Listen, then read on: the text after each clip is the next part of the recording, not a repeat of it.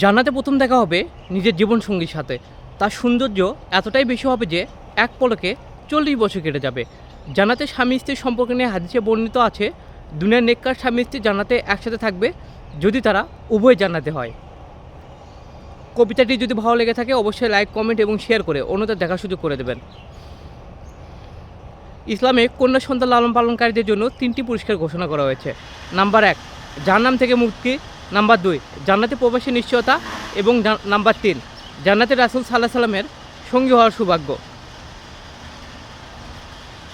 কবরে বাস পচে যাওয়ার আগে পচে যাবে তোমার মাটির দেহ, আত্মীয় স্বজন বন্ধু বান্ধব মনে রাখবে না কেহ। টাকা পয়সা অর্থ সম্পদ সবই যাবে রয়ে, শুধু 3 টুকরা কাপড় ছাড়া কিছুই যাবে না তোমার সাথে। তাই সময় থাকতে আমল করো, ইমান করো খাঁটি, তোমার আমার শেষ ঠিকানা সেই 3.5 হাত মাটি। অন্যর সম্পদ মেরে দিয়ে তুমি হচ্ছ লালে লাল, একবারও ভেবে দেখো নে কী হবে তোমার পরকাল। অন্যর সম্পদ মেরে দিয়ে তুমি আছোই বড় ভঙ্গে, মৃত্যুর পরে কাপন ছাড়া কিছুই যাবে না তোমার সঙ্গে।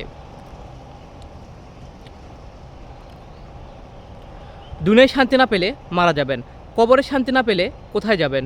অনেকেই বলে মরে গেলে বেঁচে যেতাম, মরে গেলে মুক্তি পেতাম। মৃত্যু মানে তো মুক্তি নয়, তুমি কবর দেখেছ কিন্তু আযাব দেখোনি।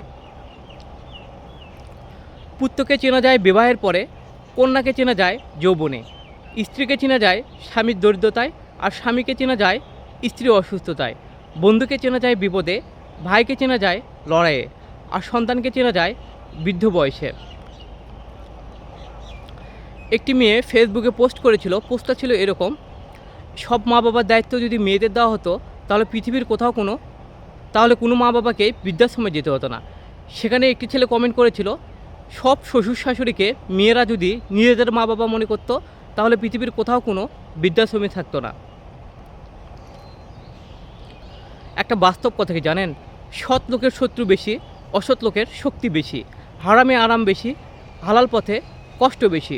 সত্য কথা তিতা বেশি, আর মিথ্যা কথার মধু বেশি।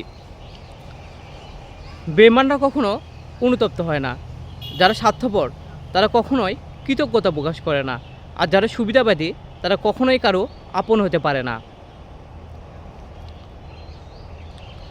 ঘুষ দিয়ে চাকরি নিলেন, কিস্তিতে তুললেন গাড়ি, অন্যর সম্পদ মেরে দিয়ে করলেন রাজপ্রাসাদের বাড়ি।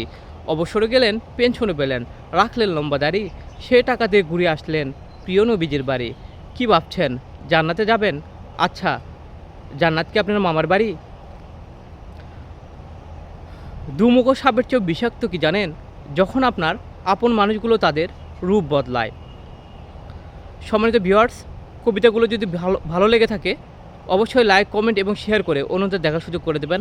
আর আপনারা যারা আমার এই পেজটিতে নতুন, অবশ্যই আমার এই পেজটিতে ফলো দিয়ে আমার পাশে থাকবেন।